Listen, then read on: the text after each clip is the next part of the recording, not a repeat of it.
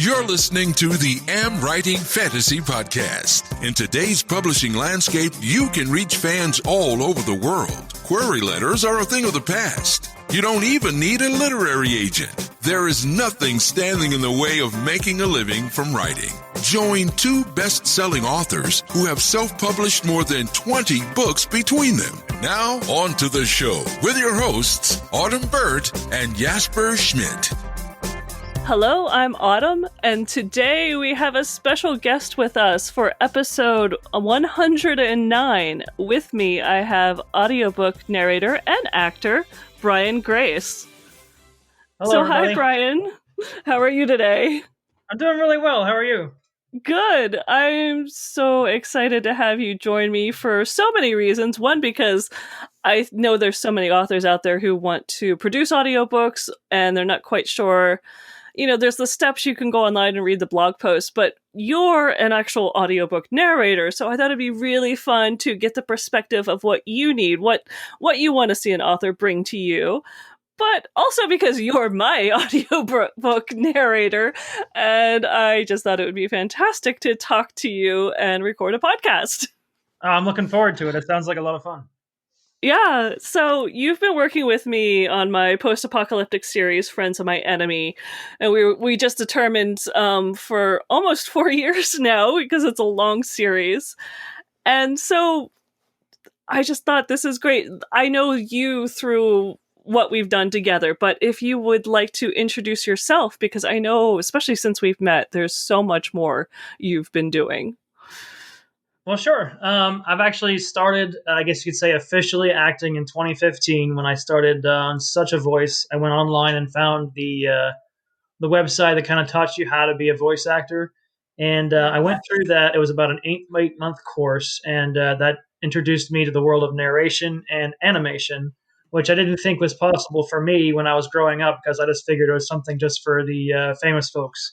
I just figured, okay, you had to be already a big name or already have some sort of like following in order to get anywhere in the voiceover world. But I quickly found out through that lesson that anybody can do it. And if you have the talent, the sky's the limit. So I started through that. And then once I got my demo through them, I started picking up theater. I started theater in 2017 with Christmas Carol.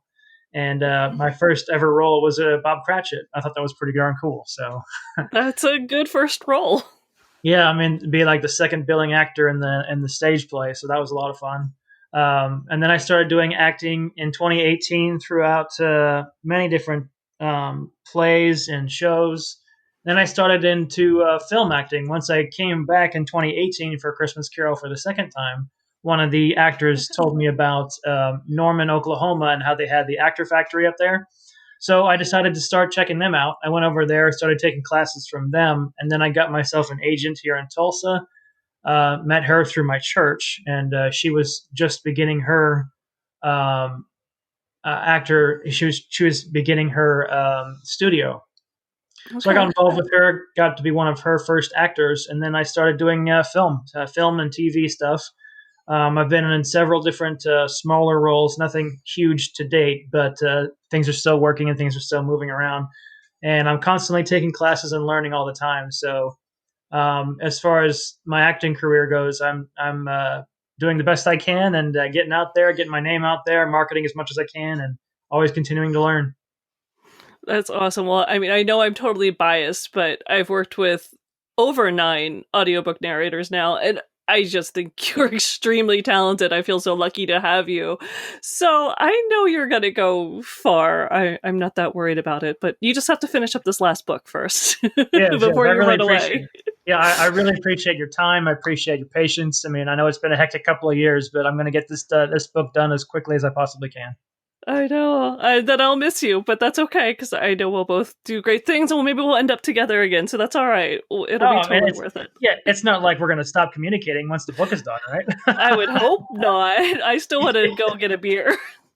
Oh, yeah, absolutely. I mean, yeah, I come over there to Vermont, or you come over here to Oklahoma. Yeah, we can chill. That'd be fun. That would be a lot of fun. All right, so before we get too nostalgic and everyone else is like, okay, I thought this was about audiobooks. We met via ACX, which is Amazon's Audible production, their audiobook production. So is there anywhere else that you have a profile or where you would suggest that people can find narrators? I know Find Away Voices has become big, especially outside the US. So where do you think people should be looking for, especially authors, be looking for narrators? If you're looking for just narration, I would suggest ACX is a really good start. Although the profit sharing is a bit biased towards ACX, they do take a majority of the money, which They is take kind a of big sad. chunk. Yeah, it's kind of sad for both authors and narrators because they take 60, where you have to split 40 between you and the author, which is kind of a bum deal. But hey, it's meant for beginners. It's meant for people who are authors who are just beginning to look for great narrators, and narrators just looking for great authors for good stories. But ACX is great to start for getting that experience, getting a couple bucks. But another nice one is BehindTheVoiceActors.com. That's where I really Oh, started. okay. That's where I really started, was BehindTheVoiceActors.com, and that's most of those projects are free. You don't actually get any money from them, but the experiences you get from them are incredible, especially if you want to do character work. Because there's a lot of people on there, they put their passion projects on there, like students or filmmakers, things like that. They put their projects on there, and they put like lines for different characters, and they say, here's what the character's supposed to be. Sometimes they have a picture of what the character looks like, and they say, this is going to be a cartoon. It's going to air on such and such website, and we want to have some voices. So they do like a casting call, and anybody can go on there, get a free account, and then actually audition for those lines. And if you're chosen, you get to be part of their project. Again, Oh, that's most of the time it's not paid, but it's the experience, and it's also a big kind of like projection point for anybody who's starting off. Oh, I think that sounds actually like a lot of fun. That's kind of cool. I might just check it out to see what people are doing because I'd love Oh, seeing creativity like that. there's all Yeah. sorts of projects. I mean, I just auditioned for another one recently because so I'm also part of a voice acting class that takes place. My teacher is actually in LA, and Okay. he's a pretty big time voice actor and coach, and he's done movies, he's done films. But what's cool is that he has a group setting that he calls the panic room, which is kind of fun. That basically allows people who are just beginning in the voiceover world to kind of throw out their ideas, and they have a group setting, so it's about like 20 people that get together, and they share their ideas, and they share their projects and things like that. But I found from Behind the Voice Actors another project. So I was like, oh, let's try this for my class. I brought it into the class. They all thought I did a great job. So I was like, well, if I did so good, I might as well audition for it. So I went ahead and auditioned for it. Good. Oh, that's exciting. Like I said, it's Yeah, always amazing the things that you've gotten into, and I love seeing your career blossom. So I think it's really cool. yeah, I appreciate that. And it's funny though, because so you're talking about projects and stuff, and so that's always a good topic. So when you're considering a book or any of these other projects, how important is it to like the story or the characters, or are you just sometimes looking for a challenge or something easy, maybe not a challenge? I mean, what does it take for you to be like, yeah, I want to interview for that? Well, I mean, I believe that in order to tackle any project, you have to have some sort of connection with it, or else it's just Hmm. kind of a waste of time. But when I considered Friends of My Enemy, for instance, I mean, I read the scene from the book one, where I actually had Jared meeting Derek for the first time. And all I knew about the story was that it was just a dystopian war drama, and then the book needed several accents from all across the world. So my immediate thought was, wow, that sounds really tough, but I really like the challenge, and it sounds like a really cool idea. So for me, really, I warmed up to the characters more than I warmed up to the story in the beginning. Right. So once I actually started figuring out who the characters were, and I talked to you about how you wanted them to sound, accents, where from, I did a lot of research on the accents. And then I started falling in love with the characters because I figured out that every character is basically a reflection of you as the narrator. So Ah, when you actually develop a character, they are you. So they basically become your best friends. And there's no way you can forget your best friends once you got them.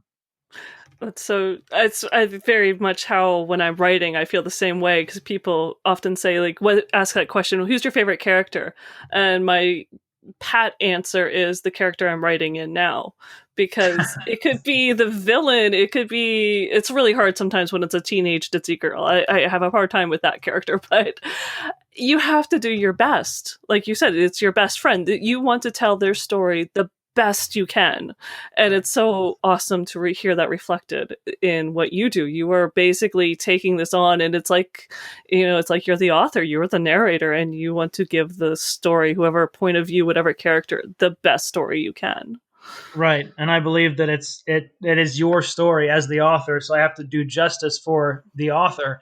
And what I think is nice is that you can actually give some like audio clips of what you think the character should sound like, but you also get the author's opinion, saying like, "Well, I like this, but maybe I should make him sound more Southern, or maybe actually sound him more European, or something like that."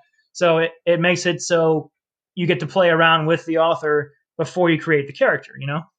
Yeah, I do. I remember when we were first starting out and you would send me clips and we would discuss, or you would ask me, like, have you ever thought about how this character sounds? And, it's there, but when you're writing, I don't know, maybe some people already are I visualize it more than hear it. And so you did make me sit down and think, well, how does that character sound? And answer some tough questions. And Yeah, I that's mean, always... And I know I had to do a lot of research on different accents, and that took a long time because, I mean, going onto YouTube and looking up how someone from South Africa sounds versus how someone from like Australia sounds, or Northern Europe, Southern Europe, all different parts of the world. I had to look up so many different accents. That's my fault. I feel so bad. But you did an amazing job, and it was stunning. And there are a lot of narrators that I've worked with and talked to who just narrate the entire story in the same tone. Well, they add the emphasis or they get excited, but you literally give each character an accent, a sound that is individual and unique. And I don't know, as much as people say, like, how do you keep the character straight in your head when you're writing? I don't know how you keep the character straight in your head over the years we've worked together, multiple books. Keeping the accent the same is amazing to me. I'm not sure how you make the mental notes, and especially when there's a scene that has 2 different characters or 3 different characters, I'm really cruel to you a lot.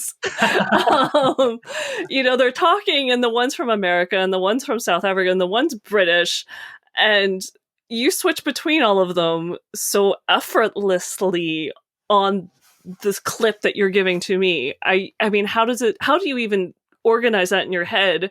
And then can you record that in one take, or are you doing multiple takes? How are you managing that? Well, I mean, I just love giving every single person their own unique voice, personality, and life. I think it's way more fun to me, the narrator, and way more fun for the listener, as they can really distinguish the differences between every single person. It is definitely more work and requires a good memory of as Friends of My Enemy has over 20 reoccurring characters that have their own uniqueness. Yes. And like I stated, I give every one of them life. I place myself in their shoes and become that particular person. So it really helps that the chapters are from their certain perspectives, as it gives me a better idea of who that person is, because I can know how they think and how they'd react to situations. And that's really unique for your stories. I think they're really cool that every chapter is from a different point of view. So it makes it so it's like you get to change the first person perspective in each one, and how the narration goes, the thought process of that character. Like, for instance, like David Eldridge, he absolutely hates Arena. Yes. And they're just like bitter rivals. And then when you go through a chapter through his point of view, you start going for what he's thinking, what he's planning, what he's plotting, and the reasons behind it. So it's not just like from Arena's point of view. Obviously, she is the main central character, but you're not always hearing from her thoughts all the time, which I think is great. Yeah, I think it definitely adds to, especially that story. I don't do that in all of my books, but all my full-length books switch point of view like that. But it's its own layer of plotting and its own layer of challenge. I didn't realize it when I first started writing to, if you're going to work with a narrator who is going to get into the different tones and stuff and different sounds of voices and accents, that it creates its own fun that way as well. So yeah, I'm not sure how much time we actually have for this, but I could go on for a while about the main cast and how I chose different voices and personalities for each one. Well, yeah, we can definitely circle back to it. I mean, we usually go for 45 minutes, so we have another half an hour, so we'll get back to a couple of these, because I want you to share. I love how you do some of these accents, and I think it's a unique perspective. I don't know if a lot of other authors realize that this is something that, yeah, you might end up paying more, but this is something that an audiobook narrator can do if they're dedicated to doing it. But yeah, I do want you to do some examples, because you have some amazing skills, and I always appreciated, I think the first time, I was never even into audiobooks, the first time I wanted to have one made, and I just, put up a script, and that was for Born of Water, for the epic fantasy, and someone had come back with a narration, and it was the first time I really heard something I wrote narrated by a professional. I was like, holy crap, this is cool. Except he used a falsetto for the woman. And so it sounded like a puppet play, something you would see done for kids. And it kind of, that grated on me. And I've never looked at another narrator who did falsettos, but you don't. But when you do things, I can still tell it's one of the women, or I can tell, one of the guys. You just do a very good job of switching fluidly between gender, but being earnest and not making it sound fake. You could actually think that this was a real person, and that's what always is amazing. Yeah, I mean, like I was trying to say, I mean, when I go through the different personalities, I just kind of put myself in their position. How do they think? Why do they think this way? Who are they talking to? How do they feel about them? How would I feel if I was that person talking to that person? And each one has their own certain accent. So I think whenever you have a certain accent, it has to have a certain voice. So I don't believe any character should sound the same, because everybody's unique. We all have our own certain things about us. And so when I started looking at accents on YouTube from people from these different nationalities, I studied their speech patterns, how fast they talked, their expressions, how they use their body language, and how can I adapt that to my voice to match the persona.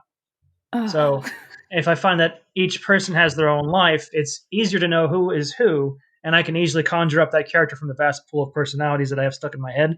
And if each person is unique, then they're also my close personal friends that I've known forever. So you just don't forget those personal friends. No, you don't. I think you're going to miss these books as much as I'm going to miss you recording these books when we're done. Yeah, every character has a certain like spot in my heart, I guess you could say. It's as cheesy as that sounds. I mean, each one is like a very unique person, and when one of the characters did pass away, that hurt. Yes, we ended up on a conversation. We both cried over that character's death, which I just think that's kind of cool. I mean, everything you're saying is very much what an author goes through, and I don't think most authors realize that this is something that an audiobook narrator is also feeling and going through on a very personal level as well, if they're really getting into your book. Yeah, it's definitely something you have to kind of like. Well, a lot of times you have to kind of separate yourself from the story, saying like, okay, yes, it's a story. Like, these aren't real people, but it's just something that you just kind of feel. But when you give life to a certain character, they just become you. You know. And that's why, I mean, the times these characters, the way you voice them, it's even now when I read what I wrote, it's how I hear them. So you've created them, even if they became like, on the big screen. I don't think I could ever hear them sound differently than the way you created them, because it has become how I even see them. Oh, that's great. That's awesome. That just makes me feel good as a narrator too, because when you can give that kind of performance that actually just makes an impact on someone, especially the author themselves, it's humbling. It's really, really nice. Oh, you're definitely that good. And like I said, I definitely want to throw in some examples, because we hope have some quotes and things, so I think you can come up with one. But just out of curiosity, because I mean, when we started, so we talked about, like, I gave you the book and you read through the whole book, and then you asked for some examples and maybe some like pronunciations and stuff. But to pick up something to start creating this character, what do you need from an author to pick that up? So what's something that authors could have prepared if they're looking for an audiobook narrator that they would kind of know that they might ask questions about? See, that's kind of hard to answer because a lot of times, I mean, the actor gets the freedom to do what they want to do, but you also have to have the author's input because you can't just kind of like throw out something and say, "This is how I want the person to sound," because that's selfish. I mean, yes, you're the actor and you got your expressions and you got your artistic freedom, but you also have to make sure the author's okay with it. You can't just have, like you said, your other narrator who actually had one of your stories with a falsetto that probably got on your nerves a little bit. But I did not select them after the audition, but they did make me appreciate that audiobooks are kind of cool, but yeah, they didn't make it past the first casting. okay, yeah. I mean, it's just one of those things. You have to have constant communication with the author. I mean, I think as a narrator, it's easier if you actually know exactly what the person wants the character to sound like. Like if you say, okay, this person is he's a gruff older man who's all about like propriety and society, and he's in politics, and he always wants himself to look better than what he really is, but he's hiding his insecurities and fears, and he's having trouble with his son, even though he's very natural and becoming in person to other people. When it comes to like in closed doors, he's scared and he's worried, and he doesn't know how to heal with his son. This man is his name's David Eldridge. He's a strong individual, but he's also like uh, weak in the case of his emotions and how he sees the world. But he's also like very stoic, and he has this very specific vision for Europe, and he wants to lead Europe in a certain way, and he believes what he's doing is right, but the ends justify the means, and a lot of times, I mean, what you're doing is not exactly the best for the country itself. So, how do you get that into like a voice? How do you make a voice with that? So you say, okay, this person he's gruff, he's kind of like a low voiced. Maybe he's a bit more well-to-do. He's rich in the way he projects himself. He may not actually be rich, but he wants to look rich. So like he's like well-to-do and older and wise in his words, but he's also kind of like a slow in speech, but wants to. He's condescending in some ways too. So it's like some of those things. If you could describe like the character itself, saying like this is how I want him to sound, and then suddenly you just get that voice, and it just comes naturally.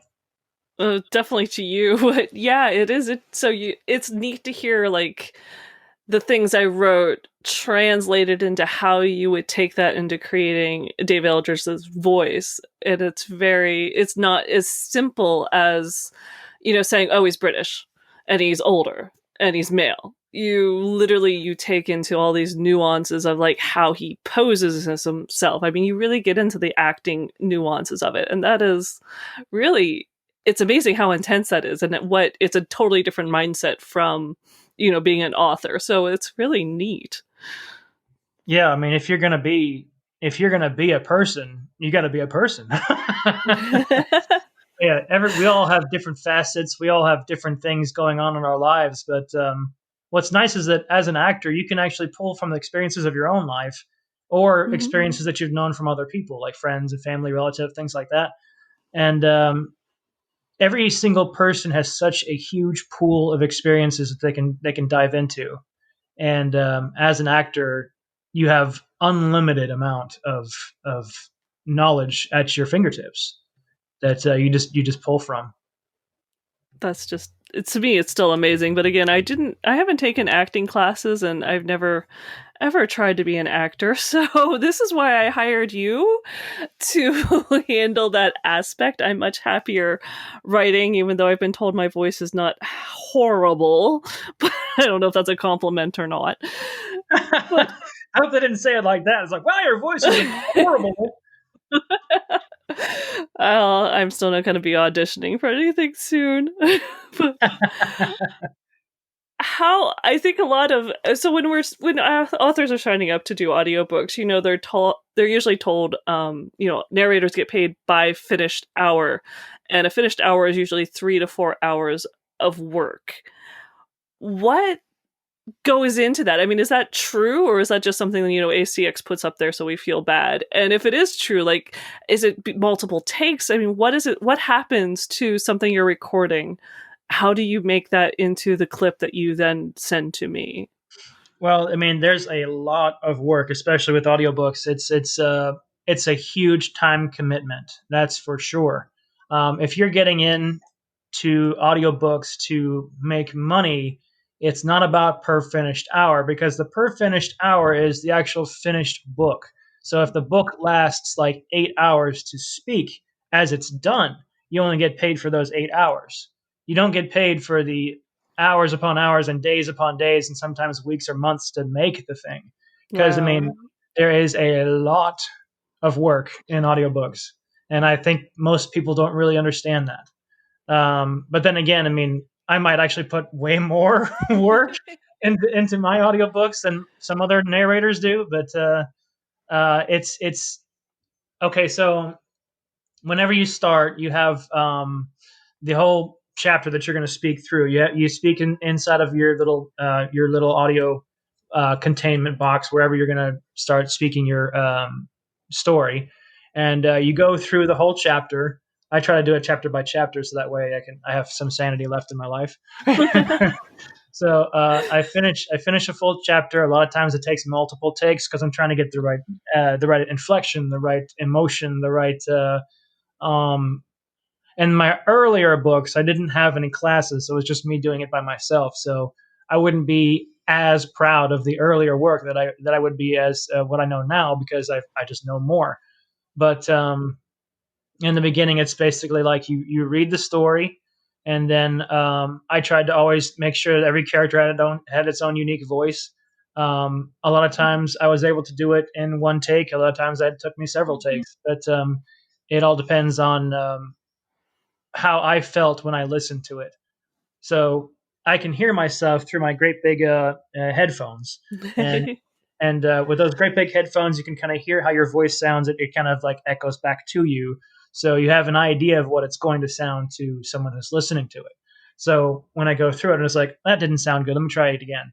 Or I was like, well, what are you really trying to say here? I mean, just say it. A lot of times you argue with yourself inside of the vocal booth, because it's like, no one's going to want to listen to this. Try it again.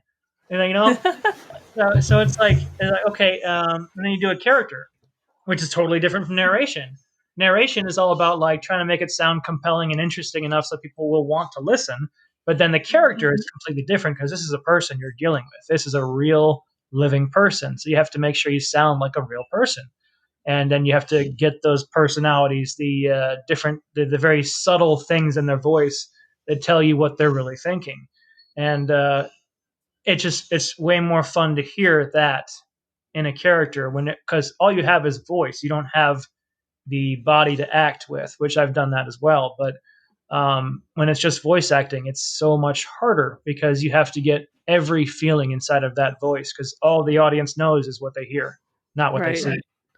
And I remember the first time listening to something you did, and I think whatever expression growled or hissed, and you actually did that in the voice, and then switched to the narrator voice and said it, and I'm like, darn, that is cool. So it is right. So when you're narrating, I can hear you worry about the tones, the pacing, the inflection, how you say the sentences, and the pauses, and then it is a totally different switch when you do the characters. Right. Yeah. I mean, I try to be like more even toned with a narration, so that way it doesn't sound too much like any particular character. But also, I have to make the narration not sound so boring and drab and just like, does this guy even care about what he's talking about? And I have heard auditions that I was like, okay, I'm asleep already, so don't do that. Yeah. So you have to. It's a delicate balance between the narration and the characters, and you have to figure out that balance and make it work. And that's why it's nice to have constant communication with the author, because you can actually show them little clips and say, hey, what do you feel about this? Because you don't want to make the like 3 chapters and then submit it and they say like, that's horrible, do them all again. It's like, do you know how long that took? That took like 3 weeks. Oh, jeez. That is definitely one thing I do think authors need to understand how long it takes, and just out of curiosity, so I would take it considering the level of just what it takes to do it. I mean, if you want to write, you're not going to have time to be able to do your own audiobook, but I mean, equipment wise and all that, what does it require? I mean, is this something that you think an author should be able to do their own book, or do you think, this is a level, unless you're really going to spend a lot of time and effort, just hire somebody. You can get it done well. See, that's the thing. I mean, if the author also loves acting, I'd say have them do it as well. But it's one of those things where just like my equipment for what I use, you get what you pay for.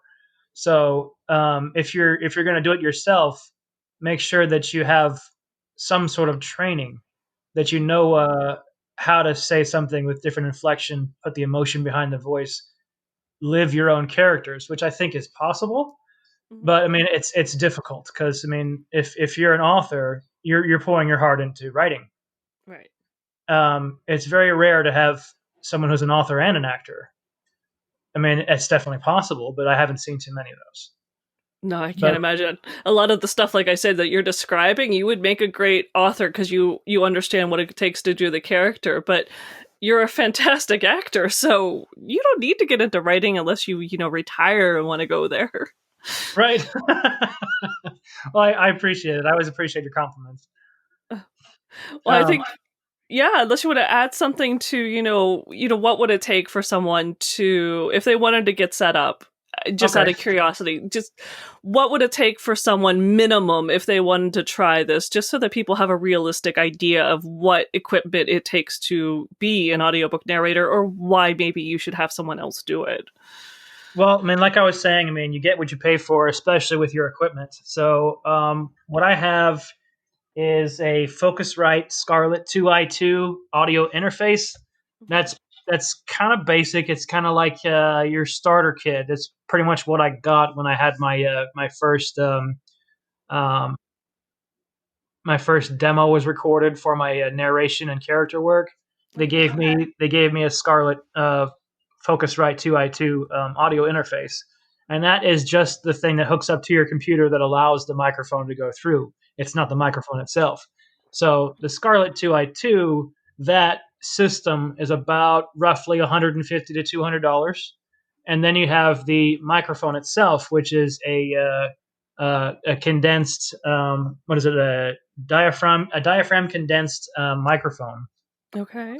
And those things, this is it's a Rode NT1A, Rode NT1-A, and that's like your highest end average equipment that you can get. But it's the highest end microphone that you could get without spending thousands of dollars on a microphone. So that one is about $300 for just the microphone, but it's a really, really good one. It's actually, and then if you look around, if you actually notice things, you can see that particular microphone is used by several artists, several voice actors, several musicians. It's a pretty well known microphone, the Rode mic. It's actually a good brand, RODE. It's a really good brand. But like I said, I mean, if you want to have a good quality, I would start with that. You can do like headset mics, but you're going to get what you pay for. It's a lot of background noise, a lot of static. So if you're going to have like low end equipment, you're going to get low end results. Right. I use Audacity for my editing software, and that's it's a free software that you can use. And if you really know how to use it, there's a lot of guides online to learn how to use stuff. But if you know how to use it, you can use Audacity, and I have no issues with it because, I mean, that's what I've always used is Audacity. It's free. There's programs out there that have way more things that you can do, but it's like a lot of fancy bells and whistles that I don't really need. So Audacity is it's good for a budget. That's awesome. And so is that part of the like running? I know before you've said you've run processors to take out clicks and mouth sounds. In fact, I remember you saying like there was something you stopped eating while you were recording because it gave you like a more of a mouth sound. You're really dedicated, which I love. But so there's like all these nuances. Plus, you need to have like a room that's quiet. We were just saying that your quiet booth is sort of a closet. So Yeah. I mean, I know that. Okay, so I picked up a ton of knowledge from my voice acting coach and ways to say things that make it compelling to listen to. uh-huh. And so when I record for a narration, I have to make it sound just as interesting as all the characters. So just like the author is painting a picture with their words, I need to do the same thing with my voice. And sometimes it'll take several times to get the right words, the right meaning, the right inflection, the right emotion. So it's funny because I know like how you like to write. Sometimes you have like these really long sentences that are yeah. I do. Yeah, yeah. They're super long sentences where they're separated by a comma every so often. But to voice it, it can be a challenge, especially when you have like pops and clicks and noise, saliva snaps, and things like that. So you don't want to break the sentence either with by taking a breath. So you have to go through the entire thing. It's like. I feel so bad. So what I use to help with like noises in your mouth and things like that is Granny Smith apples. Granny Smith Oh. apples. It is the best food that you can have inside of a booth. So obviously you're not going to hear yourself going. So I've never heard that on any clip you've sent me. No. yeah, because you have to edit it out. You have to take all that noise out. So when I'm recording, I always have the microphone on. So it's kind of comical sometimes when I'm re-listening to it and the editing section when I can just see like the little pops. So oh, there I am. I'm eating something. So I delete that whole entire section and then get to the next part. And so what keeps me on track, the Granny Smith apples gets rid of the pops and clicks naturally. And then I also use like lukewarm water, like little tiny little sips of lukewarm water, so that way I can keep my voice hydrated. Because you're in the booth for hours recording and recording and recording, and so to help me out whenever I'm listening to it, I like to snap my finger. When I snap, I mean that proves to me that I did the sentence right. So if I say like. Arena went to the store and then she got this particular thing, but actually got a set of bullets for her AK-47. And then I have a snap because then I know that I did that sentence right. And that way, so that when I go to the editing thing, I can see the snap very easily because it's a very long and a very thin noise on the vocal track. So you see the vocal track all in the sound waves, and this one thin cut, which is definitely a snap. Because it pops up pretty well in the editing thing. So you see that and it says, okay, I know I got that sentence right. I can delete everything else. So it does still take hours to edit, but it's actually a lot easier whenever you snap your fingers. So that way you're not listening to every single take to see which one is right. Is the good. Yeah. Wow. It takes so I kind of took a tally and I said it takes roughly about 3 hours to edit for a 30-minute chapter. Wow. That's really crazy. And so yeah, ACX is really pretty close to when they say per finished hour. So that's the thing. That's the thing. I mean, per finished hour, you're not getting paid for those 3 hours. Right. You're only getting paid for that 30 minutes. So you're only getting paid for the 30 minutes that you finish. So if you finish, like you say, if you finish a book in 7 hours, and the book is 7 hours long to listen to start to finish, that's how long the actor will get paid. They don't get paid for the months and months and months it took to make the thing. the 21 to 30 hours that you've put in. And so that's one reason when you see like the per finished hour rate, some of them are, $400, $500. There's a reason for that because that's being divided by 4 or 5 hours. to cover your cost. That's really, And it's yeah. funny. It's funny to say about to think about that. But before I got into voice acting, I always wondered why it was so much money. But now I No, know. no. Yeah, It it takes looks so good on the long. one end. Yeah. Yeah, yeah, and then if you're not an actor, if you don't know, you're just like, why in the world would I pay this much money for someone just talking in a microphone? Little do Right. they You're not know. a brain surgeon. Why should I pay you $500 an hour? Well, because Yes, it took 5 hours to make that 1 hour. yeah, and then like I said, you get what you pay for. I mean, Exactly. you want a quality story. You want your story to have the life that you really want. You're gonna have to pay for it. Right. It makes sense. Yeah, Absolutely. and just like paying someone for piano lessons, you get you get the you get the end result from the actual lessons that you learn from a professional. So you're always gonna pay the professional rate if you want to have a professional quality. That makes sense to me. Yeah, most people are Well, just like, why would I pay that much for that? Oh my gosh, I'll just do it myself. well, that's why I wanted to do this though, is because I really wanted to let authors know, what they're what they should have in hand when they're going to go to an audiobook narrator, but they should also know really what is on the other side, what it is you're doing. It shouldn't be this like mystery, because once you know, you appreciate it so much more, and the expense and the time commitment makes so much more sense. I mean, we've been together for 4 years because it's a series and things have come up and stuff has happened. But when you signed up to do 4 books, this was not, you knew it was a chunk of your life. We've shared quite a few years together now, Yes, and yes, there's we a have. reason.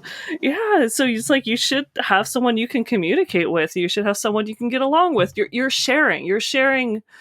For me, I'm sharing it in something I developed, as something little part of me that, my little baby I created, and I'm giving it to you, and you're like growing it into something else that is a whole new thing. And it becomes a collaboration, not just, a hand, passing the baton. Right, right. And but that's the risk that the narrator has to take too, because especially if you're going to be doing royalty sharing, um, I know that that's the risk for narrators as well, because the royalty share is only 20% of every single sale, and you have to really be kind of trusting of the author too, to say like, how is this going to be marketed? Where is it going to go? Is this worth my time? That kind of thing.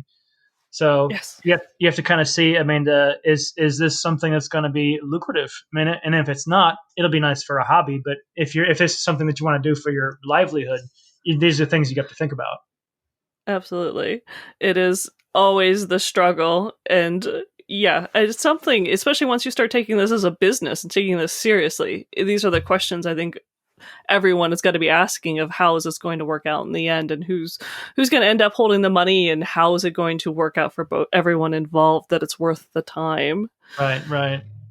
Well, I want you to show off a little bit. I would love it if you do have any of those quotes handy to show off what some of the voices, some of the things that you can do, and what other authors should, make your audiobook narrators do this too. Well, I mean, I guess you could say that I might be able to just kind of like start talking like the particular person as I talk about that character, if you want me to do that. Sure.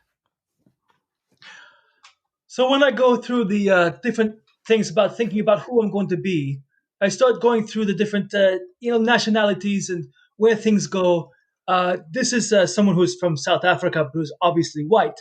So it's a lot easier for me to be someone who's a white guy, because that's obviously who I am. So, but his name is Jared. He is the captain of the armed forces, and he definitely works very well with Arena, who is definitely his best friend, his confidant, and someone he's lived his life with for a long time. And also with David as well. David Eldridge is a good buddy of his. I guess you could say he met him first before meeting up with Arena. It was definitely an interesting situation, but with the accent, you have to kind of understand this guy's from Africa, so he's got a bit of a thicker accent here, but he's also a smartass. Uh, Yes, Jared is yes. yeah, Jared is definitely someone who's he has a way with his words, and he and Arena get in it a lot, and it's a really good dynamic between the two characters. When it comes to Arena, I try to be a little bit more like my own voice, but just a little bit higher, so it's kind of has like a feminine quality to it. I know that she started off very weak. She didn't really know where she was. She didn't have an idea about her character at all. She was kind of scared, maybe scared of her own shadow, perhaps. She started going, well, she had a husband named Michael. Once certain things happened in the story, that kind of like fell apart, but I'll let the people who want to read it actually listen to that. But my name is Arena, and I'm definitely the first person who did you kind of get in arms with. You start relating to me. I'm a strong character, but it does take a while for me to start figuring out who I am and how strong I really am, and I can lead the armed forces. And then you have someone like Byron. Definitely my favorite character. Really? I did not know that. I absolutely love Byron for everything that he is. He is definitely has like that Mexican quality, but sort of like the Latino man. He's a ladies' man. Yes, he is. Every lady loves Byron. Byron Vasquez is just a wonderful human being. He has that particular quality that women just flock to. You say, wow, what a man. And I have to agree. And then you have David Eldridge, who's a very well-to-do man. And he's British. So when he starts to think about the different things that is happening in his life, he has a little bit of a warring upset in his own life that he has to kind of try to get along with his son David, or Derek. I'm David. What am I saying? So Derek is my son, and he's sort of a troublemaker. I try to keep him in line, but he never listens to me. So it kind of gives me a little bit of an internal struggle whenever I hear that he doesn't want to be in politics. Why would you not want to be in politics? It's Parliament. It's Mother. It's the greatest thing in the world. It runs Europe, but you're not supposed to know that. Then you have Derek Eldridge, who's a little bit of a more worldly man. He's also British, but he doesn't really get along with his father very well. But there's that sort of thing that he sort of respects a bit more from his father. But it's just one of those things that just like, I got to make my own way of things, you know? Why don't you just let me live my life, Dad? Come on. That is just absolutely brilliant that you can do all four of those in a row. I'm like trying not to crack up so that, we can just record this without you having me laugh my head off in the background. That is so brilliant. And then you have way more difficult characters. She is French. She is definitely one of those people that has like a way of the world. She gets away with her feminine wiles. Men just fall over her. She's definitely French, and so French accent can be a bit difficult sometimes. It just takes a little bit of practice, and it tells you that I am nothing to be trifled with. No, definitely don't mess around with Danielle.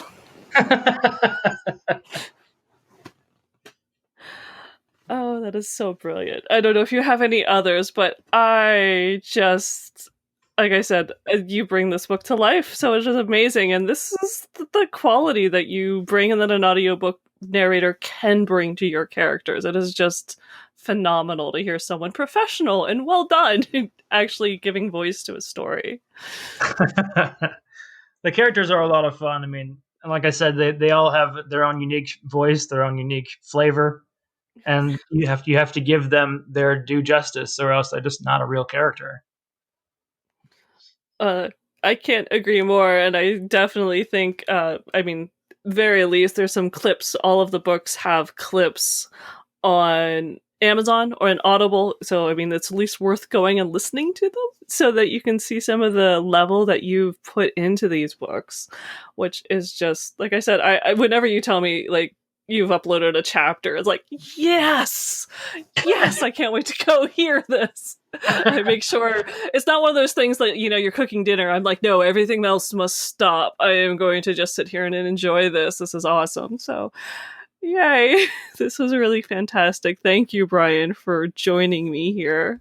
Oh, absolutely. It's been a joy, Autumn. I'm just very glad to finally get a chance to talk to you. I know. Yeah, this was totally our double up excuse as a chance for us to hang out until we can finally, COVID is over and the world is maybe a little less crazy and I'm back on the road again and I am totally beelining it over to Oklahoma so we can say hi and hang out and have a beer. Oh, that'd be fantastic. I'd love that. All right. Well, I mean, I guess until the next time, I can get the last book done, and until then, I guess we'll talk later. Yes, we will. Thank you again.